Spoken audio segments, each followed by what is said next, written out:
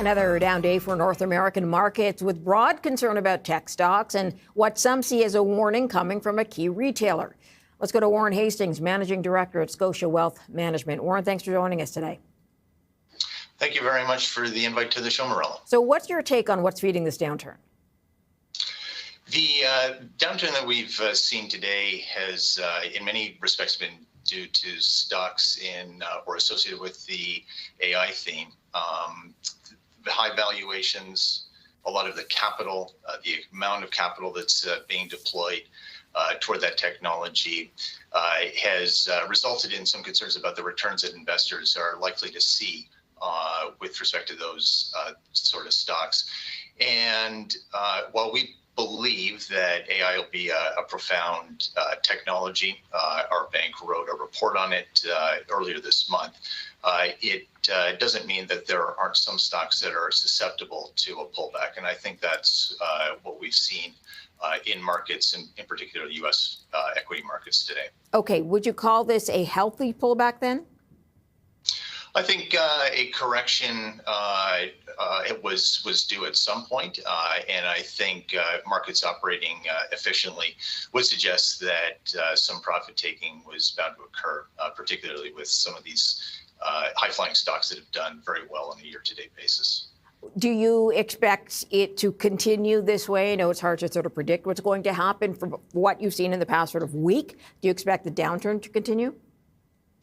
Hard to say what goes on from day to day. The fundamentals of the sector are still very strong. Profit growth and revenue growth, even for those stocks that are at the epicenter of the AI theme, are still quite robust. And so while we might get some short-term volatility, it's not our anticipation that there is a major correction on the horizon. Okay, let's talk about Home Depot earnings for a moment, just in the sense that it was a miss on a lot of the metrics. And some are taking it as a warning about the retail sector or consumer weakness generally. Do you take it the same way? So I'm going to sidestep any comments on Home Depot in particular, but with respect to the economic outlook, we still anticipate economic growth, not robust, but sluggish economic growth in the North American economies, in particular in the U.S. and Canada. In both countries, driven by fiscal stimulus and lower interest rates should help as well, particularly stateside.